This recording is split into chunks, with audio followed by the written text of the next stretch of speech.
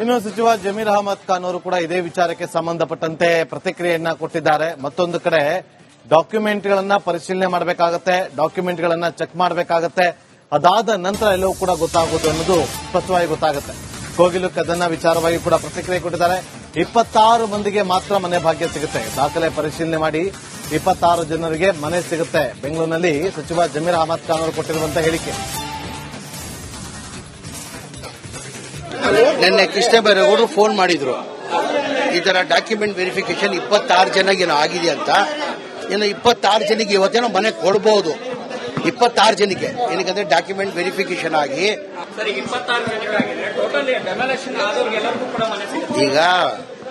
ಈಗ ಎಲ್ಲರದು document verification ನಡೀತಾ ಇದೆ. ಎಲ್ಲರಿಗೂ ಗೊತ್ತಿರೋದೇ ವಿಚಾರ.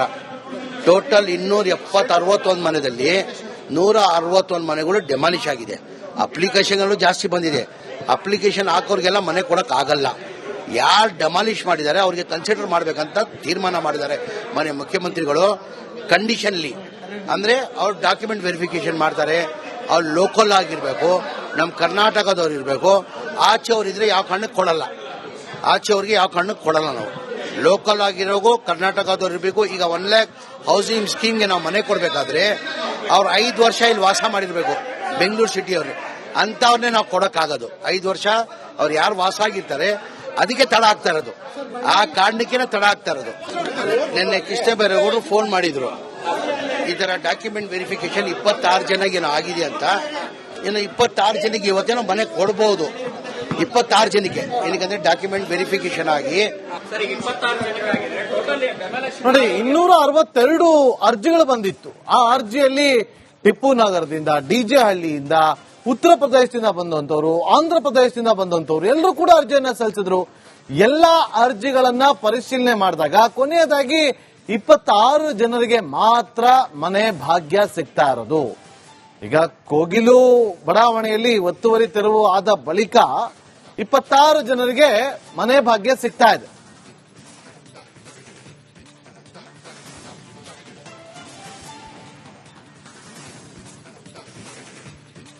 ಅಲ್ಲಿ 262 ಅರ್ಜಿಗಳು ಬಂದಾಗ ಒಂದೊಂದು ಅರ್ಜಿಗಳು ಕೂಡ ಪರಿಶೀಲನೆ ಮಾಡಲಾಗುತ್ತೆ. ಕಂದಾಯ ಇಲಾಖೆಯಿಂದ, ಪಿಡಬ್ಲ್ಯೂಡಿ ಇಲಾಖೆಯಿಂದ, ಬಿಡಿಎಸ್ ತಹಶೀಲ್ದಾರ್ ಕಡೆಯಿಂದ, ವಸತಿ ಇಲಾಖೆಯಿಂದ ಎಲ್ಲಾ ಅಧಿಕಾರಿಗಳು ಹೋಗಿ ಪರಿಶೀಲನೆ ಮಾಡ್ತಾರೆ. ಮತ್ತಷ್ಟು ಮಾಹಿತಿಯನ್ನು ಕೊಡೋದಕ್ಕೆ ನಮ್ಮ ಪೊಲಿಟಿಕಲ್ ರಿಪೋರ್ಟರ್ ಹನುಮಂತು ನೇರ ಸಂಪರ್ಕದಲ್ಲಿ ಜಾಯ್ನ್ ಆಗಿದ್ದಾರೆ. ಹನುಮಂತು, 26 ಜನರಿಗೆ ಯಾವ ಆಧಾರದಲ್ಲಿ ಮನೆ ಭಾಗ್ಯ ಸಿಗ್ತಾ ಇರೋದು?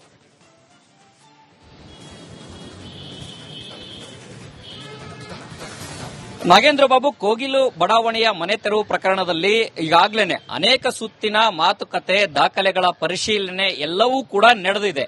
ಅಂದ್ರೆ ಸರ್ಕಾರದ ದಾಖಲೆಗಳ ಪ್ರಕಾರ ಈಗಾಗಲೇ ಸಚಿವ ಕೃಷ್ಣ ಬೈರೇಗೌಡರ ಜೊತೆಗೂ ಕೂಡ ಸ್ಥಳೀಯ ಶಾಸಕರಾಗಿರೋ ಕಾರಣಕ್ಕಾಗಿ ಅವರ ಜೊತೆಗೆ ಸಚಿವ ಜಮೀರ್ ಅಹಮದ್ ಅವರು ಕೂಡ ಸುದೀರ್ಘ ಸಭೆಗಳನ್ನ ಮಾಡಿದ್ದಾರೆ. ಸಿಎಂ ಸಿದ್ದರಾಮಯ್ಯನವರ ಜೊತೆಗೂ ಕೂಡ ಮಾಡಿದ್ದಾರೆ. ಪ್ರಮುಖವಾಗಿ ಸರ್ಕಾರದ ವಾದ ಏನಂತಂದು ಹೇಳಿದ್ರೆ, ನಾವು ಸ್ಥಳೀಯರಿಗೆ ಮಾತ್ರ ಕೊಡ್ತೀವಿ, 5 ವರ್ಷದ ಅರ್ಹತೆ ಏನಿದೆ ಆ ಒಂದು ದಾಖಲೆಗಳಿಗೆ ಕೊಡ್ತೀವಿ ಅನ್ನೋಂತ ಮಾತನ್ನ ಹೇಳಿದ್ದಾರೆ. ಮೊನ್ನೆನೂ ಕೂಡ ಸರ್ಕಾರದ ಅಧಿಕೃತ ಒಂದಷ್ಟು ಅಂಕಿಅಂಶಗಳ ಪ್ರಕಾರ 37 ಜನ ಮಾತ್ರ ಅರ್ಹರು ಇದ್ದಾರೆ ಅನ್ನುವಂತ ಮಾತುಗಳು ಕೇಳಿ ಬಂದಿತ್ತು. ಆ ಒಂದು ಡೇಟಾನು ಕೂಡ ಸರ್ಕಾರದಲ್ಲಿ ಇತ್ತು.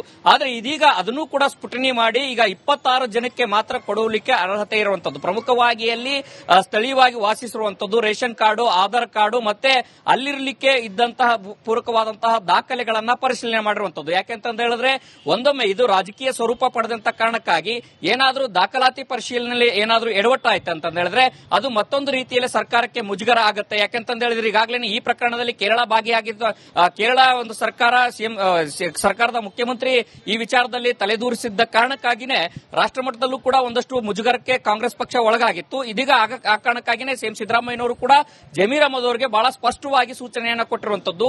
ದಾಖಲೆಗಳನ್ನ ಪರಿಶೀಲನೆ ಮಾಡಿ ಎಲ್ಲಾ ಆಂಗಲ್ ಅಲ್ಲೂ ತಿಳಿದುಕೊಂಡೇ ಅಧಿಕೃತವಾಗಿ ಮನೆಗಳನ್ನ ಕೊಡಬೇಕು. ಮತ್ತೆ ಯಾರೊಬ್ಬರಿಗೂ ಕೂಡ ಹೊರಗಡೆಯಿಂದ ಬಂದಂತವರಿಗೆ ಯಾರಿಗೂ ಕೂಡ ಮನೆ ಕೊಡಬಾರದು ಅನ್ನೋ ಮಾತುಗಳನ್ನ ಸೂಚನೆಯನ್ನ ಕೊಟ್ಟಿದ್ರು. ಯಾವಾಗ ಸರ್ಕಾರ ಈ ದಾಖಲೆಗಳನ್ನ ಓಕೆ, ಥ್ಯಾಂಕ್ ಯು ಹನುಮಂತು ನಿಮ್ಮೆಲ್ಲ ಮಾಹಿತಿಗಾಗಿ. ಒಂದು ಕಡೆ ಇನ್ನು ಸಚಿವ ಜಮೀರ್ ಅಹಮದ್ ಖಾನ್ ಅವರು ಕೂಡ ಇದೇ ವಿಚಾರಕ್ಕೆ ಸಂಬಂಧಪಟ್ಟಂತೆ ಪ್ರತಿಕ್ರಿಯೆಯನ್ನ ಕೊಟ್ಟಿದ್ದಾರೆ. ಮತ್ತೊಂದು ಕಡೆ ಡಾಕ್ಯುಮೆಂಟ್ಗಳನ್ನ ಪರಿಶೀಲನೆ ಮಾಡಬೇಕಾಗತ್ತೆ, ಡಾಕ್ಯುಮೆಂಟ್ಗಳನ್ನ ಚೆಕ್ ಮಾಡಬೇಕಾಗತ್ತೆ. ಅದಾದ ನಂತರ ಎಲ್ಲವೂ ಕೂಡ ಗೊತ್ತಾಗೋದು ಅನ್ನೋದು ಸ್ಪಷ್ಟವಾಗಿ ಗೊತ್ತಾಗುತ್ತೆ. ಕೋಗಿಲು ಕದನ ವಿಚಾರವಾಗಿ ಕೂಡ ಪ್ರತಿಕ್ರಿಯೆ ಕೊಟ್ಟಿದ್ದಾರೆ. 26 ಮಂದಿಗೆ ಮಾತ್ರ ಮನೆ ಭಾಗ್ಯ ಸಿಗುತ್ತೆ. ದಾಖಲೆ ಪರಿಶೀಲನೆ ಮಾಡಿ 26 ಜನರಿಗೆ ಮನೆ ಸಿಗುತ್ತೆ. ಬೆಂಗಳೂರಿನಲ್ಲಿ ಸಚಿವ ಜಮೀರ್ ಅಹಮದ್ ಖಾನ್ ಅವರು ಕೊಟ್ಟಿರುವಂತಹ ಹೇಳಿಕೆ. ನಿನ್ನೆ ಕೃಷ್ಣ ಬೈರೇಗೌಡರು ಫೋನ್ ಮಾಡಿದ್ರು, ಈ ತರ ಡಾಕ್ಯುಮೆಂಟ್ ವೆರಿಫಿಕೇಶನ್ 26 ಜನಕ್ಕೆ ಏನೋ ಆಗಿದೆ ಅಂತ. ಇನ್ನು 26 ಜನಕ್ಕೆ ಇವತ್ತೇನೋ ಮನೆ ಕೊಡಬಹುದು. 26 ಜನಕ್ಕೆ ಏನಕ್ಕಂದ್ರೆ ಡಾಕ್ಯುಮೆಂಟ್ ವೆರಿಫಿಕೇಶನ್ ಆಗಿ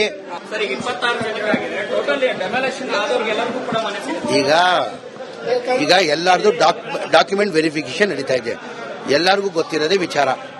ಟೋಟಲ್ 261 ಮನೆಯಲ್ಲಿ 161 ಮನೆಗಳು ಡೆಮಾಲಿಷ್ ಆಗಿದೆ. ಅಪ್ಲಿಕೇಶನ್ ಜಾಸ್ತಿ ಬಂದಿದೆ. ಅಪ್ಲಿಕೇಶನ್ ಹಾಕೋರಿಗೆಲ್ಲ ಮನೆ ಕೊಡಕ್ ಆಗಲ್ಲ. ಯಾರು ಡೆಮಾಲಿಷ್ ಮಾಡಿದ್ದಾರೆ ಅವ್ರಿಗೆ ಕನ್ಸಿಡರ್ ಮಾಡಬೇಕಂತ ತೀರ್ಮಾನ ಮಾಡಿದ್ದಾರೆ ಮನೆ ಮುಖ್ಯಮಂತ್ರಿಗಳು. ಕಂಡೀಷನ್ಲಿ ಅಂದ್ರೆ ಅವ್ರು ಡಾಕ್ಯುಮೆಂಟ್ ವೆರಿಫಿಕೇಶನ್ ಮಾಡ್ತಾರೆ. ಅವ್ರು ಲೋಕಲ್ ಆಗಿರ್ಬೇಕು, ನಮ್ಮ ಕರ್ನಾಟಕದವ್ರು ಇರಬೇಕು. ಆಚೆಯವ್ರು ಇದ್ರೆ ಯಾವ ಕಾರಣಕ್ಕೆ ಕೊಡಲ್ಲ. ಆಚೆಯವ್ರಿಗೆ ಯಾವ ಕಾರಣಕ್ಕೆ ಕೊಡಲ್ಲ. ನಾವು ಲೋಕಲ್ ಆಗಿರೋಗು ಕರ್ನಾಟಕದವ್ರು ಇರಬೇಕು. ಈಗ 1 ಲ್ಯಾಕ್ ಹೌಸಿಂಗ್ ಸ್ಕೀಮ್ಗೆ ನಾವು ಮನೆ ಕೊಡಬೇಕಾದ್ರೆ ಅವ್ರು 5 ವರ್ಷ ಇಲ್ಲಿ ವಾಸ ಮಾಡಿರ್ಬೇಕು ಬೆಂಗಳೂರು ಸಿಟಿಯವರು. ಅಂತವ್ರನ್ನೇ ನಾವು ಕೊಡಕ್ಕಾಗೋದು. 5 ವರ್ಷ ಅವ್ರು ಯಾರು ವಾಸ ಆಗಿರ್ತಾರೆ ಅದಕ್ಕೆ ತಡ ಆಗ್ತಾ ಇರೋದು. ಆ ಕಾರಣಕ್ಕೆ ತಡ ಆಗ್ತಾ ಇರೋದು.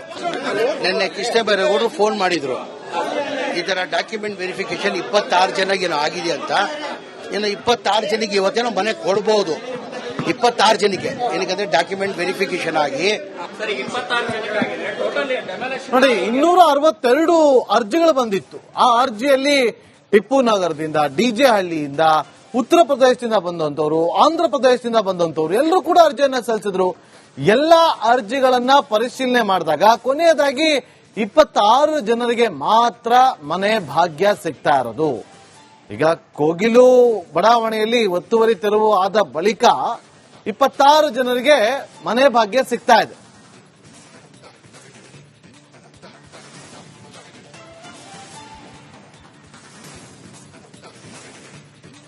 ಅಲ್ಲಿ 262 ಅರ್ಜಿಗಳು ಬಂದಾಗ ಒಂದೊಂದು ಅರ್ಜಿಗಳು ಕೂಡ ಪರಿಶೀಲನೆ ಮಾಡಲಾಗುತ್ತೆ. ಕಂದಾಯ ಇಲಾಖೆಯಿಂದ, ಪಿಡಬ್ಲ್ಯೂಡಿ ಇಲಾಖೆಯಿಂದ, ಬಿಡಿಎಸ್ ತಹಶೀಲ್ದಾರ್ ಕಡೆಯಿಂದ, ವಸತಿ ಇಲಾಖೆಯಿಂದ ಎಲ್ಲಾ ಅಧಿಕಾರಿಗಳು ಹೋಗಿ ಪರಿಶೀಲನೆ ಮಾಡ್ತಾರೆ. ಮತ್ತಷ್ಟು ಮಾಹಿತಿಯನ್ನು ಕೊಡೋದಕ್ಕೆ ನಮ್ಮ ಪೊಲಿಟಿಕಲ್ ರಿಪೋರ್ಟರ್ ಹನುಮಂತು ನೇರ ಸಂಪರ್ಕದಲ್ಲಿ ಜಾಯ್ನ್ ಆಗಿದ್ರೆ. ಹನುಮಂತು, 26 ಜನರಿಗೆ ಯಾವ ಆಧಾರದಲ್ಲಿ ಮನೆ ಭಾಗ್ಯ ಸಿಗ್ತಾ ಇರೋದು?